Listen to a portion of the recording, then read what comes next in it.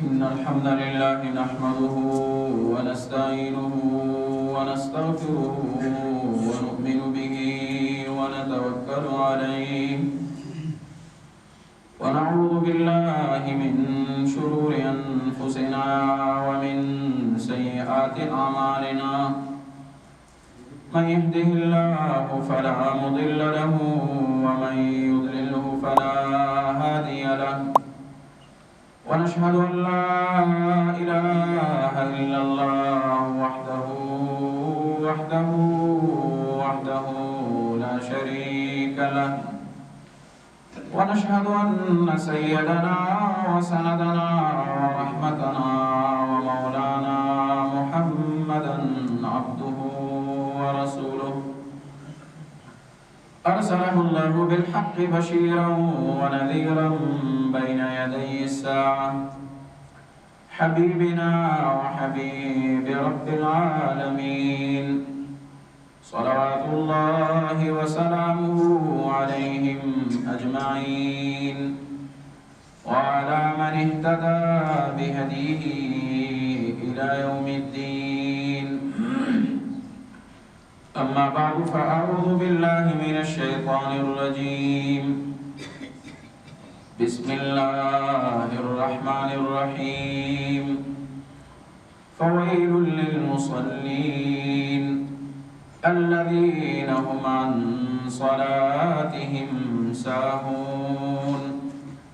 وقال رسول الله صلى الله عليه وسلم أول ما يحاسب به العبد يوم القيامة الصلاة أو كما قال رسول الله صلى الله عليه وسلم درود شريف الله وصلى على سيدنا ونبينا وشفيعنا وسندنا ومولانا محمد وعلى آل سيدنا ومولانا محمد وبارك وسلم عليه وصل وسلم على جميع الأنبياء والمرسلين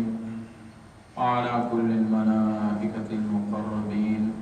وعلى عباد الله الصالحين وعلى أهل طاعتك أجمعين. زما عزت مندو مؤمنان و مسلمانان دی عظیم فریضی چې د هغې د فرضیت حکم صرف په آسمان کې شوی دی. که نور عبادات دي یا نور معاملات دي د الله د جانب نه نبی صلی الله علیه وسلم ته دنیا کې د هغې حکم شوی دی او په واسطې د جبرائیل علیه السلام سره. خو لمونځ هغه عبادت دی چې دا په اسمانونو کې الله رب العالمین بذات خود په محمد رسول الله صلی الله علیه وسلم مبارک باندې دا فرض یو اهم عبادت. خو نن د خلکو تکاسل او سستی هغه اوج ته رسېدلې ده. د الله د دې عظیمې فریضې سوچ او فکر ورسره نشته دی چې دا زه ادا کړم اجر یې څومره دی او که ادا یې نه کړم تکاسل او سستی پکې وکړم نو الله به ماته څومره عذاب راکړي څومره عذاب به راته راکړي. رسول الله صلی الله علیه وسلم دعا وکړله، صحابه ورسره ناست. اللهم لا تدع فینا شقیا محروما. خدای په موږ کې شقی او محروم پرې نه ږدي. صحابه ورته وفرمایل قربان دا شقی محروم بدبخت څوک دی؟ ومن الشقی المحروم؟ دا الله رسوله دا بدبخت محروم کم یو دی؟ نبی کریم صلی الله علیه وسلم مبارک ورته وفرمایل تارک الصلاة چې څوک لمونځ ونه کړي دا بدبخت دی، دا د الله د رحمت نه محروم دی او دا د الله د قهر او د الله د غضب مستحق ګرځي. نبی کریم صلی الله علیه وسلم حدیث مبارک کې فرمایي درې قسمه ډلې دا به الله جنتیان به او جنت کې به داخلي. درې ډلې به د جنتیانو خدا به په مختلف حالاتو کې داخلي او د هرې چا د هرې طبقې د هرې ډلې عزت به د بلې نه اوچت وي. لکه دنیا کې د چا مال او دارې ډېرې وي، د چا قصر او بلډنګ د یو بل نه اوچت وي، خو په آخرت کې به دا درې واړه جنت ته داخلېږي. جنت ته خو په مختلفو حالاتو. اوله ډله به دا د لمر په شان داخلېږي، د دې مخونه به داسې روښانه وي لکه د لمر په شان. لمر چې څومره ځلېږي، ځکه د لمر رڼا او د دې چراغ د دې چمک دا د دې نورو نه زیات. دویمه ډله دا به د دې سپوږمۍ په شان ته داخلېږي په جنت، او درېیمه ډله دا به د دې ستورو په شان په جنت کې داخلېږي. دا اوله ډله چې دا د لمر په شان په جنت کې داخلېږي، نو کله چې دوی د جنت ته ننوځي، نو فرشتې به مخې ته ودرېږي، ورته به ووایي من انتم، تاسې څوک یې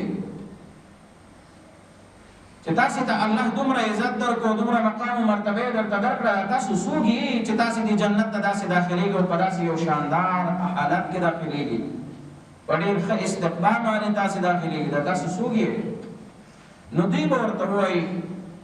چې دا کومه ډله ده د لمر په شان په دې جنت کې داخلېږي. دوی به ورته وایي نحن المحافظون علی الصلاة، موږ هغه خلک یو چې موږ به د لمونځ حفاظت کوو، موږ به د لمونځ پابندي کوو، لمونځ به هم کوو، موږ هغه خلک یو. نو فرشتې به ورته وایي وکیف محافظتکم علی الصلاة، تاسې څرنګه د لمونځ حفاظت کوو، لمونځ مو څرنګه کوو، د لمونځ پابندي مو څنګه کوله چې نن تاسو ته الله په دې کائناتو په دې مخلوقاتو کې دومره ښکلی شان درکړ چې د لمر په شان ته جنت ته داخلېږي او روښانه مخونه، دا تاسې څنګه د لمونځ حفاظت کړی دی؟ نو دوی به ورته ووایي دغه جنتیان چې دا د لمر په شان په جنت کې داخلېږي، روښنایي او روشنایي د لمر په شان، دوی به ورته ووایي کنا نسمع الاذان فی المسجد، مونږ ته چې الله نن دا عزت و مقام را کړی دی او مونږ د لمونځ حفاظت کوو په داسې طریقه چې مونږ به اذان په مسجد کې اورو، یعنې مخکې نه به مونږ راغلي وو په صف کې به ناست، نن چې الله مونږ د دې دومره لویې حصې مستحق ګرځولي یو او دا دومره لوی مقام و مرتبه الله را کړي، زمونږ کار دا و چې مونږ به د اذان نه مخکې جومات کې ناست، اذان به را نه وشي، دا مقام به الله دې خلکو ته ورکړي. دویمه ډله خلک چې هغوی د څوارلسمې سپوږمۍ په شان په جنت کې داخلېږي، نو فرشتې به مخې ته ورته ودرېږي من انتم، تاسې څوک یې؟ تاسې چې د څوارلسمې سپوږمۍ په شان داخلېږي، تاسو ته دا مقام پسې نصیب دی؟ نو دوی به ورته ووایي نحن المحافظون علی الصلاة، موږ هم د لمونځ حفاظت کوو که نه، لمونځ مو ادا کوو. نو فرشتې به دې ته مو وایي کیف محافظتکم علی الصلاة، تاسې څنګه د لمونځ حفاظت کوو، لمونځ مو څنګه ادا کوو؟ نو دا فرشتې به ورته دا جنتیان به ورته وایي دا د څوارلسمې سپوږمۍ په شان چې جنت کې داخلېږي، دوی به ورته وایي کنا نتوضأ قبل الوقت ثم نحضر مع سماع الاذان، موږ به قبل الوقت چې وقت لا داخل نو نو موږ بس تیار په مرچټ کې ناست او دس مو کړی وو، او چې څنګه به اذان وشو د اذان د اورېدو سره سره به موږ مسجد ته راغلو. نو دا به د څوارلسمې سپوږمۍ په شان الله جنت کې داخلېږي. درېیمه ډله چې هغه جنت ته داخلېږي او هغه د ستورو په شان وي، دې ته هم فرشتې ودرېږي تاسې کوم عمل کړی دی چې تاسې ته الله دا مقام درکړي، دوی به ورته وایي چې موږ د لمونځ حفاظت کوو، د لمونځ مو پابندي کوله، په صحیح طریقه مو لمونځ ادا کوو. نو فرشتې به ورته وایي تاسې کوم عمل کړی، دوی به ورته وایي دغه د ستورو په شان چې جنت ته داخلېږي کنا نتوضأ بعد الاذان، موږ ته چې الله دا مقام را کړی دا درېیمه ډله به ورته وایي موږ به چې اذان واورېد د اذان نه وروسته به مو بس اودس وکړو بیا به مسجد ته راغلو. زما عزتمندو موږ څومره لوی مقام و مرتبه دا د لاسه ورکړو او څومره په مفتو کې الله موږ ته ګوري جنت راکړي. څوک په ژوند سره وایي چې یاره ژوند به ما سره وفا کړي، والله که یوه لمحه ګوري په دې عمر باندې اعتبار یوه ثانیه په دې ژوند په زندګۍ باندې ګوري اعتبار باید موږ د محمد رسول الله صلی الله علیه وسلم فرمایو یا مبارک ارشاداتو باندې عمل وکړو. پیغمبر علیه الصلاة والسلام مبارک حدیث کې فرمایي دین لمونځ د دین ستن ده. اوس چې په دې مسجد کې دا ستن نه وي که خو دا چت راولېږي که پیغمبر علیه السلام فرمای لمونځ چې چا قائم کړ لس صفته لس خوبیانې به الله دې کس ته ورکوي. یو به هغې کې څه شی دی؟ زین الوجه، د مخ زیبایي او د مخ ښایست به الله ورکوي. قدرتي د مؤمن مسلمان په مخ کې نورانیت به ګوري او هغه په برکت د لا اله الا الله محمد رسول الله. یو کافر مو ګوري کنه، یو سیک مو ګوري په دې دکانو کې ګوري ناست دي، خو بل طرف بالمقابل کلمه ګوی د لا اله الا الله محمد رسول الله مو ګوري. نو هغه کس چې هغه لمونځ کوي دا د رسول صلی الله علیه وسلم مبارک فرمان دی، د ده په مخ کې به الله سبحانه وتعالی ښایست پیدا کړي، رونق به الله پیدا کړي. دویم ونور القلب، زړه به یې منور وي، زړه به یې روښانه وي، زړه کې به یې چراغ وي، ډیوه به وي، زړه به یې د الله په مینه او د الله په محبت باندې مست وي، په زړه کې به یې د الله سبحانه وتعالی مینه محبت وي. دریم وراحت البدن، الله به د بدن راحت هم ورته ورکړي، د بدن سکون به الله ورته ورکړي. څلورم د لمونځ برکت څه شی دی؟ وانس فی القبر، دا لمونځ به تا سره په قبر کې ملګری وي. لکه یو حدیث کې راځي کنه، نبی علیہ السلام فرمایي که چا لمونځ سمه طریقه باندې ادا کړی وي، په صحیح طریقه یې کړی وي، او دی چې کله دا قبر نه پورته کېږي نو په شکل له اشکالو باندې به دته دا ښایسته شکل کې به لمونځ ورته راشي، ورته به وایي چې راځه اوس په ما باندې سور شه، ستا هغه نیک عمل هم ستا هغه لمونځ هم چې تا سمه طریقه کړی وي. او که چېرته لمونځ یې په سمه طریقه نه کړی، په غلطه طریقه باندې لمونځ ادا کړی، نو په بد شکل کې به بیا راځي دا عمل د ده ورته، او بیا به دا بد عمل په ده باندې سوري. نو الله مو د دې حال نه وساتي. نو لمونځ څه شی ده؟ نبی علیه السلام فرمایي وانس فی القبر، دا لمونځ به تا سره په قبر کې ملګری وي، انډیوال به وي، صحبت به در سره کوي، او د الله د عذاب نه به په دې باندې خلاصېږي. یو ثانیه، یو دقیقه کله چې مونږ بوده کېږو که نه، او ځان سره دا تصور او دا سوچ او فکر وکړو، برق ګل او دا سوچ او فکر وکړه چې بس د قبر کې د قبر کریم او دې حال کې مار او لړم درته راښکاره، څه حال به دې وي؟ نبی علیه السلام فرمایي د قبر د تیرو نه پناه وغواړئ. نو لمونځ ستا دپاره په قبر کې رڼا ده، رسول صلی الله علیه وسلم فرمایي دا ستا ملګری ده. پنځم ومنزل الرحمه، د لمونځ په کولو سره به د الله رحمت در باندې نازلېږي، د الله د لعنت نه به لرې. او شپږم په لمونځ کې کوم خیر دی، کوم برکت دی؟ مفتاح السما، دا د اسمان کلي ده، نبی علیه الصلاة والسلام. او بل صفت د لمونځ څه دی؟ بل خیر او برکت پکې څه شی دی؟ والثقل فی المیزان، الله به دې میزان ته نه درنه، الله به دې اعمال درنه کړي ورباندې. او بل صفت بل لمونځ کې څه شی دی؟ ومرضات الرب، الله به درنه راضي سبحانه. لکه لمونځ خو د الله سره خبرې دي، د الله سره خو مناجات، ته چې لمونځ کوې نو رب العالمین به درنه راضي وي، خفه به نه وي درنه. او اتم صفت خیر او برکت د لمونځ وثمن الجنه، دا د جنت قیمت دی. بهر ملک ته چې ځې نو پاسپورټ او ویزې ته دې ضرورت دی، میدان نه دې څوک نه پرېږدي، هلکه وایي راکړه پاسپورټ، دې کې ویزه شته که نه؟ ته چې جنت ته ننوځې نو ستا د جنت ته د داخلېدو دپاره یو عمل هغه دا لمونځ دی. که لمونځ دې کړی وي نو جنت ته به ځې، او که لمونځ دې کړی نو جنت نه منې. پیغمبر علیه الصلاة والسلام مبارک فرمایي بل خیر او برکت د لمونځ څه شی دی؟ وحجاب من النار، د دوزخ نه به د الله بند کی، دا ستا او د دوزخ په مابین کې به حائل وي، پرده وي، الله به د دې د برکت د وجې نه دا د دوزخ نه وساتي. نو دا د لمونځ برکت دی، دا د لمونځ فایده ده. په لمونځ کې دا فواید دي چې یو څوک په صحیح طریقه باندې لمونځ ادا کړي. امام غزالی رحمه الله هغه مبارک فرمایي موسی کلیم الله علیه الصلاة والسلام مبارک ته یو زنانه راغله، ورته ویې فرمایل ای د الله رسوله ما ډېره لویه ګناه کړې ده، فهل لی من توبه،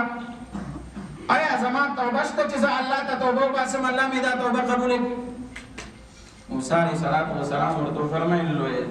څه ګناه دې کړې ده؟ وایي صاحب ګناه مې ډېره لویه ده. ته خو دې ګناه ووایه که نه، وإني زنيت وولدت ولدا فقتلته وی زنا مې وکړه او د همدې زنا نه چې کوم ماشوم پیدا سو هغه مې راواخیسته مې قتل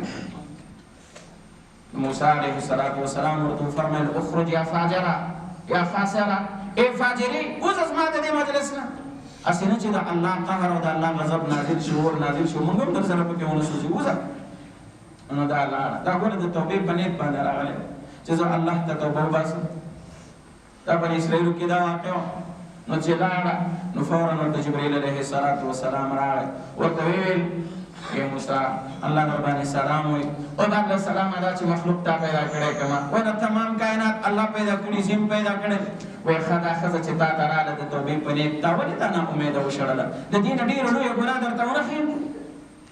موسی علیه السلام ورته دې نه ډېر لوی ګناه ورڅ شي و دې نه بل لوی ګناه وي جبرائیل علیه السلام مبارک ورته فرمایي و دې نه بل لوی ګناه هغه دا چې سړی قصد نه مسپري مګورې ځان مو او چې شریم یو کس ونه لري او بیا هم د الله کور د بنارز مریض هم نه وي په اعضاء باندې دې روح جوړ وي د الله حضور کې خبرې بهاني بیا نه چلیږي او نه پدې باندې د الله په حضور کې یو شخص خلاصيږي ګوره نو جناب محمد رسول الله صلی الله علیه وسلم مبارک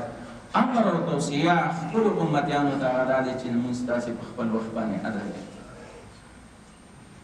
زمون د علم فقه کتاب د مشهور هدایه شریف او هغه شرح د عنایه هغه کې دا د اوقات ډېر واجب بیان کړل اول منځ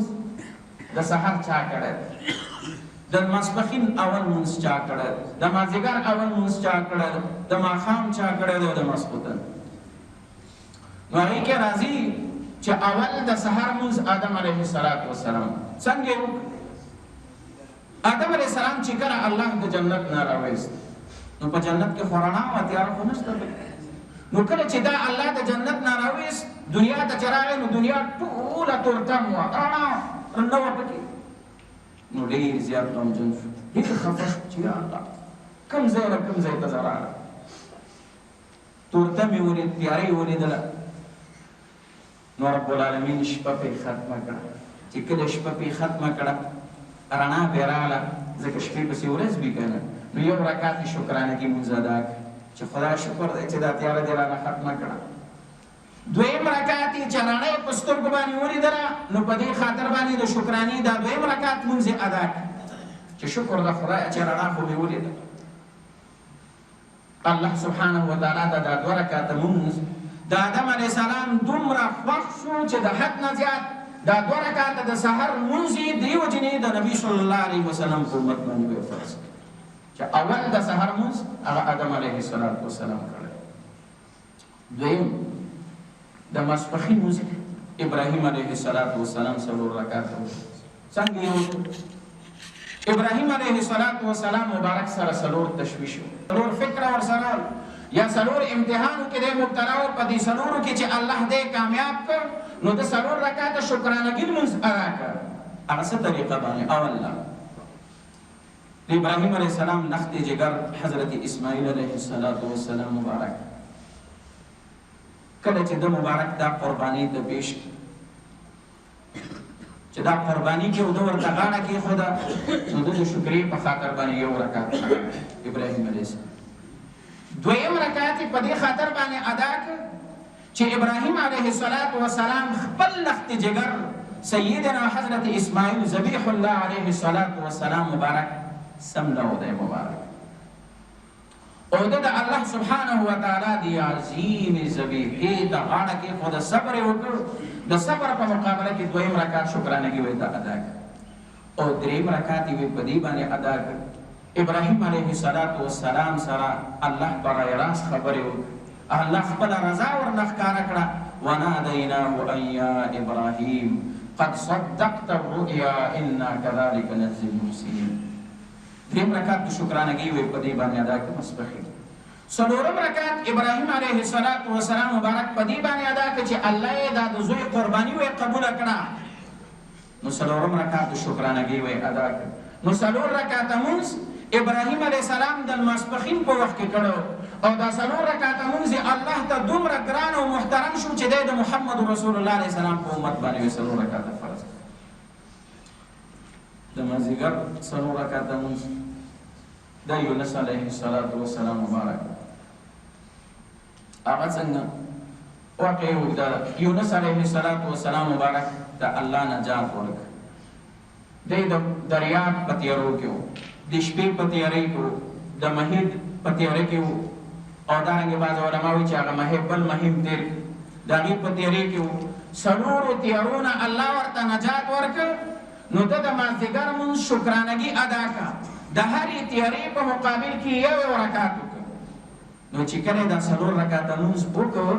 الله سبحانه وتعالی ته د دا څلور رکعته مونځ دومره ګران او محترم شو چې دی د محمد رسول الله علیه السلام په امت باندې فرض کړ. درېیم د ماښام مونځ دا حضرت داود علیه السلام مبارک. داود علیه السلام مبارک نه خلاف ادب کوم اذکار شو. انبیا ټول ګورې د ګناه نه معصوم دي، خو اجتهادي غلطي د انسان نه کېږي. خلاف ادب مبارک نه کوم کار شو، نو الله ته ودرېد په لمونځ باندې. په لمونځ باندې د څلور رکعاتو نیت چې وتړه، نو دا درېیم رکعت ته چې مبارک جګ شو، درې رکعات چې وکړه، نو ورته خلاف ادب کار ذهن ته راغی. الله ته یې دومره وژړل چې حد نه زیات څلورم رکعت یې ترې نه هېر شو. دا درې رکعاته الله ته دومره ګران او محترم شو چې دی د محمد رسول الله علیه السلام په امت باندې فرض کړه. درې رکعاته د ماښام او د ماسخوتن دا څلور رکعاته مونځ دا موسی علیه السلام مبارک کړی. ده سره یې څلور فکره وه، څلور غمه ورسره وه. یو ورسره غم د خپلې بیبي و، د ورور غم یې ورسره و د هارون علیه السلام، د دشمن غم ورسره د موسی علیه السلام سره، او د بچی د پیدا کېدو غم ورسره. دا څلورو فکرونه چې کله الله دی محفوظ کو بچی نو څلور رکعاته مونځ یې وکړ. هغه دې طریقه باندې چې 10 کاله د شعیب علیه السلام سره تېر کړ. او دی چې کله ترې روان شو، نو بیبي ورسره ده، وام یخه ده، واوره مورېږي، نو په بیبي مبارکه باندې درد ذهن راغی، اولاد درد پرې راغی، اور نشته. نو پخوا داسې طریقه وه چې دوه تیږې به یې سره داسې ټکولې، هغې به چې اور وکړ نو هغې نه به یې بیا اور راواخیست، اور به یې بل دا تیږې سره ډېرې وټکولې لیکن اور رانغی. لارې نه موسی علیه السلام مبارک ګوري چې یو غره باندې اور بلېږي. قرآن کې الله فرمایي سورې طه إذ قال لأهلهم كثوا إني آنست نارا سآتيكم منها بقبس أو أجد على النار هدى. بیبي ته وفرمایل وایي دلته انتظار کوو اور ګورم او زه اور راوړم، او یا به ماته یو کس لاره راوښیي چې دغه لاره باندې لاړ شه، خپل منزل مقصود ته به ورسېږي. هغه اور نه و، هغه د الله تجلي و کوهي طور باندې چې راغی، نو ورته اواز شو إني أنا الله، زه الله یم، معبود برحق یم، لا اله الا انا فاعبدني واقم الصلاه لذكري، زما عبادت او بندگی وکړه. او ورته وی فرمایل اني انا ربك فاخلع عليك انك بالوادي المقدس طوى. ای موسی پنه دې وباسا، ته په وادي مقدس کې یو بهترین ځای کې ولاړ یې. نو موسی علیه السلام ته الله دې څلور فکرونه نجات ورکړ. دا څلور غمه ترې الله لرې کړل. نو د مبارک د ماسخوتن په وخت باندې دا څلور رکعاته مونځ وکړ. دا وایي خدای ته دومره ګران شو، دومره نږدې شو ورته دا څلور رکعاته مونځ د شکرانې د موسی علیه السلام چې دی په وخت د ماسخوتن باندې په محمد رسول الله علیه السلام په امت باندې الله دا فرض کړ. نو دا اوقات چې سهار دی، ماسپښین دی، مازدیګر دی، ماښام دی، ماسخوتن دی، دا انبیا علیهم السلام دل منځونه کړي. او بیا دا مقام و مرتبه الله رب العالمین دا محمد رسول الله صلی الله علیه وسلم مبارک ته الله ورکړی ده. نو ډېرې یو مبارکه میاشت را روانه ده، د لمونځ خیال په دې کې وساتئ. دې وجې رمضان کې یو څوک عبادت ونه کړي او مغفرت یې ونیسي، الله ده ته بخښنه ونه کړي، نو د ده دنیا هم لاړه او آخرت یې هم لاړه. نو کوشش د دې پکار ده چې په دې میاشت کې موږ او تاسې د الله عبادت طرف ته ډېره توجه د نبی علیه السلام معمول بسو حدیث مبارک کې راځي کله به چې پیغمبر علیه السلام مبارک باندې دا میاشت راغله نو نبی علیه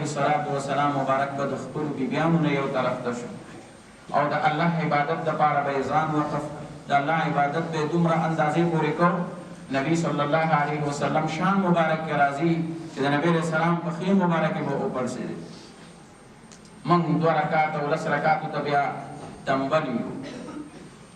هغې دپاره بیا موږ مختلفې بهانې لټو د نبي صلی الله علیه وسلم عبادت تر څومره انداز پورې و عایشه صدیقه رضی الله عنها ورته فرمایي یا رسول الله صلی الله علیه وسلم ته خو د الله رسول یې الله مخکیني وروستني ټول ګناهونه درته معاف کړي دي او ته د الله دومره عبادت او بندګي کوې چې قدمونه مبارک دې وپړسېږي نبی علیه السلام مبارک ورته وفرمیل افلا اکون عبدا شکورا ایا زه د الله یو شکرګزار بنده جوړ نه شم څومره د الله د عبادت سره مینه وه څومره محبت و الہ العالمین جل عظمته دې زمونږ هم د الله د عبادت سره مینه پیدا کړي الله دې محبت پیدا کړي او دغه مبارکه میاشت کې د الله توفیق موږ ته د الله د عبادت نصیب کړي الحمدلله رب العالمین والصلاة والسلام على سيد الأنبياء والمرسلين وعلى آله وصحبه وسلم أجمعين اللهم انصرنا بنصرة دينك ولإقامة دينك ولتطبيق شريعتك اللهم اعز الإسلام والمسلمين اللهم انصر الإسلام والمسلمين اللهم انصر عساكر المسلمين في كل مكان اللهم إنا نجعلك في نحورهم ونعوذ بك من شرورهم اللهم ربنا لا تجعلنا فتنة للقوم الظالمين ونجنا برحمتك من القوم الكافرين يا الله استاذ رضا مناسيب يا الله نبي عليه السلام رضا مناسيب يا الله استاذ قهر استاذ غضبنا من قبسات إلى العالمين دبر وفعال ودبر وقوال ودبر مجالسنا مسات يا الله دي هذا المجلس جسا غراز مقاصد يا الله مقاصدي برابر دل خير وقرد يا الله دي چا والدين شوندي وي خدمت کولو توفیق ورته نصیب يا الله دي چا والدين وفات وي قبرونه منور باعثي د جنت وګرځي يا الله مریضانو ته کورونو کې شفاانو کې صحت عاجله کامله ورته نصیب يا الله دي چا اولادونه نیک صالح فرزندان اولادونه ورته نصیب يا الله دي مجلس کې څوک مغموم وي پریشان حال وي الله دي پریشانی ورته لري سرور او خوشحالي نصیب الله چا کورونو کې بې اتفاق اتحاد نصیب وګرځي الله مسلک د اسلام د قرآن او د حدیث وګرځي الله مسافر خپل اغراض او مقاصد او شریعو کې کامیاب الله کومرونه مسلمانان چې د کفار او حبسونو باندې خانو کې دي الله دې د بند خلاص الله د غیب حال باندې رحم او کرم وکړي الله زموږ په تور سرو سپین سرو باندې د حیا د پردې ټیکری واچوي الله د دنیا د آخرت د شرمندګۍ د ذلتیا د رسوایۍ نه مو وساتي الله دا مبارکه میاشت په موږ باندې په صحت او په عافیت باندې راولي الله ستا د عبادت کولو توفیق موږ ته پکې نصیب کړي الله د بدو افعالو نه پکې وساتي الہ العالمین نبی علیہ السلام چې د امت باره کې کوم سوالونه کړي الله زموږ حق یې قبول او منظور وګرځي یا الله نبی علیہ السلام څه شي نامان وغوښتي یا الله موږ ته دې نامان نصیب یا الله د ځنکدن سختۍ د قبر سختۍ د قیامت مشکلات مو اسانه کړي یا الله ورځ د قیامت کې د محمد رسول الله صلی الله علیه وسلم د لوا د جنډې لاندې راجمع کړي یا الله د نبی علیہ السلام شفاعت آب کوثر مو نصیب وګرځي یا الله د دې مبارک شپو په خاطر باندې زموږ په دې وطن کې الله د شرعي محمدي نظام راولي یا الله امن او صلح پکې راولي یا الله دا کوم خونریزي فساد بې اتفاقي چې د امت مسلمه او خصوصا د افغانانو مابین کې دی الله د یهودو د نصاراو مابین کې واچوي مسلمانانو د اتفاق نصیب وګرځي الله د حرمین شریفینو سعادت مبارک نصیب وګرځي یا الله خبر کې چې کله ستا حضور ته درځو زموږ په ژبو باندې دا کلمه